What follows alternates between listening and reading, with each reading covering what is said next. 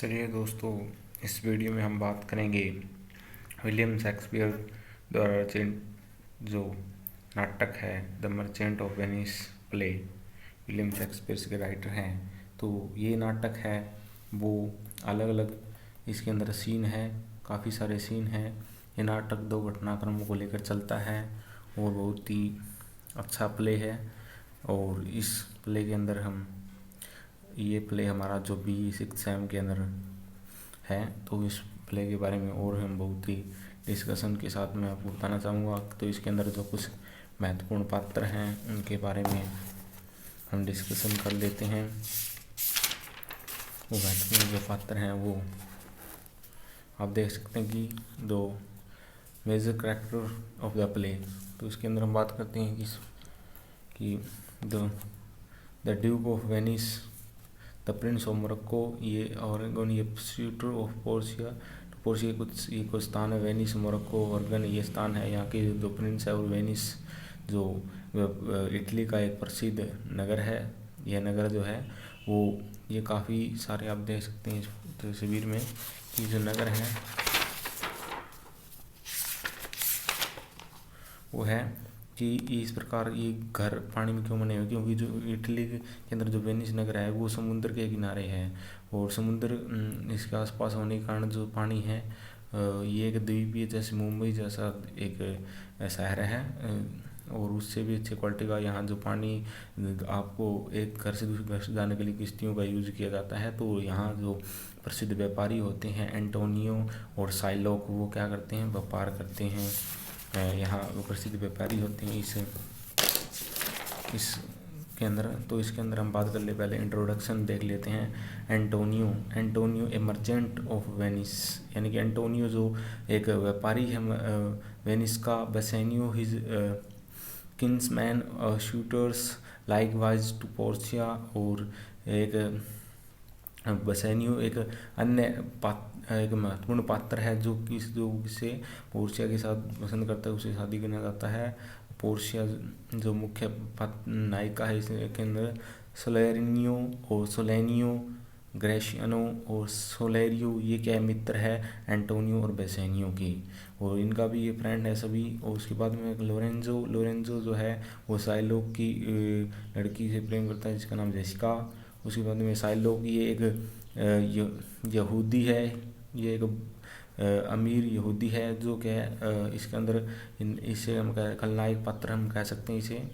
Tubal A zoo of his friend, tubal ये इसका एक मित्र है ट्यूबल साइलोक का, यहूदी का। लोसलोंट गोबो क्या है, एक सर्वेंट है किसके, साइलोक के घर काम करता है, लेकिन वो बाद में उसका संगति पसंद नहीं करता साइलोक की, और वो किसके, एंटोनियो के यहाँ काम करने के लिए चला जाता है।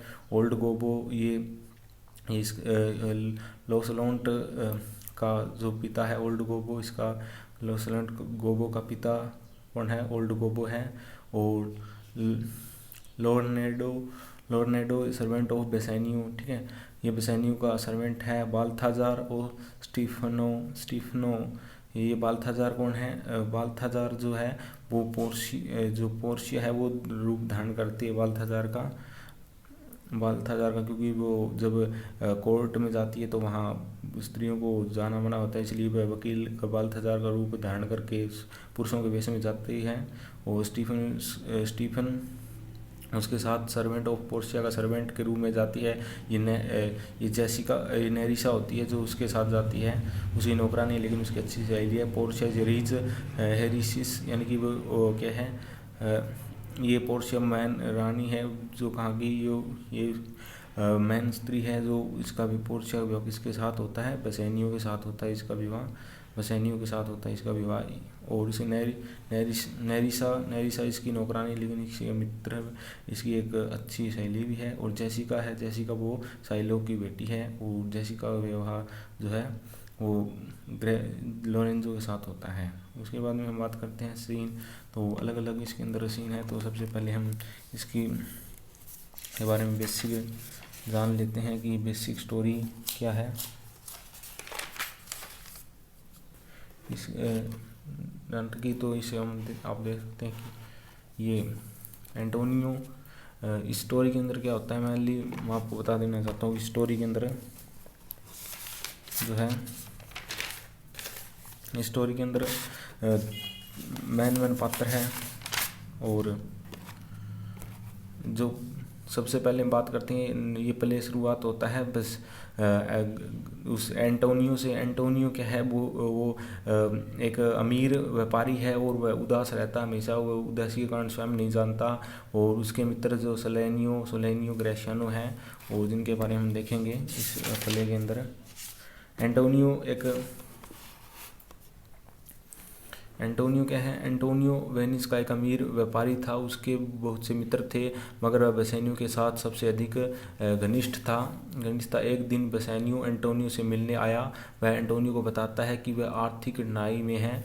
बेसेनियो एंटोनियो को बताता है कि बेलमांट में पोर्चिया नाम सुंदर युवा स्त्री रहती है, और कई देशों से विवाह के इच्छुक लोग उसके पास आते हैं। पोर्चिया के पिता वसीयत की थी।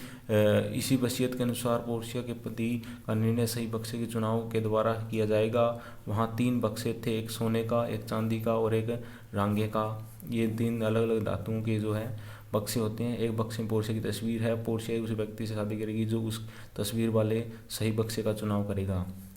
बसेनियो एंटोनियो को कहता है कि वह भी बेलमांट जाना चाहता है, और उसका हाथ पाने में अपने भाग्य आजमाना चाहता है, मगर उसके पास इस काम के लिए पैसा नहीं था। और उसने एंटोनियो से प्रार्थना की कि वह उसे 3000 डुकेट उधार दे, और एंटोनियो ने उत्तर दिया कि उसके पास नगद पैसा नहीं है, उसका सारा पैसा जहाज़ों में माल में फंसा हुआ है। मगर उसने उसकी सहायता करने का वायदा किया, और एंटोनियो 3000 डुकेट के कर्ज के लिए साइलो के पास गया। साइलो के निर्दयी यहूदी साहूकार था, और उसने एंटोनियो से शिकायत है। एंटोनियो अक्सर बाजार में उसका अपमान किया करता था। अब साइलोक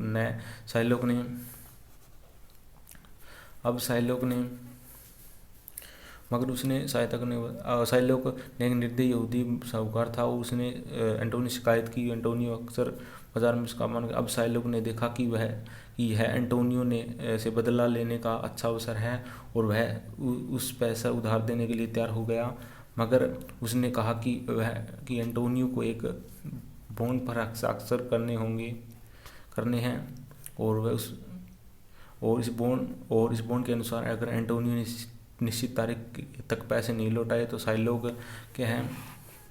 साइलोक उसके शरीर के किसी भी भाग से बॉन्ड मांस काटने में स्वतंत्र होगा। एंटोनियो बॉन्ड पर हस्ताक्षर करने के लिए सहमत हो गया, और साइलोक एक सुंदर लड़की थी जिसका नाम जेसिका था। उसे एंटोनियो के मित्र लोरेंजो से प्यार था, और उस अपने पिता का निष्ठुर व्यवहार पसंद नहीं था, और एक रात अपने प्रेमी के साथ भागने का फैसला किया। एंटोनियो ने साइलोक को खाने पर बुलाया, और जेसिका ने बहुत अधिक जेवर और पैसे लिए और भाग गई। एंटोनियो ने बॉन्ड पर हस्ताक्षर कर दिए, और साइलोक ने उसे 3000 डुकेट का कर्ज दे दिया। बेसेनियो पैसा लिया और बेलमांट के लिए रवाना हो गया, और उसने अपने मित्र ग्रेशियानो को अपने साथ लिया, और अपने भाग्य आजमाने के लिए बहुत से विवाह इच्छुक बेलमांट, मगर कोई भी उसे अपना नहीं सका। और तब बेसेनियो ने सही बक्से का चुनाव किया। उसने उसका हाथ शादी में जीत लिया। बेसेनियो के मित्र ग्रेशियानो ने पोर्शिया की दासी नेरिसा से प्यार किया, और उन्होंने एक दूसरे से शादी कर ली।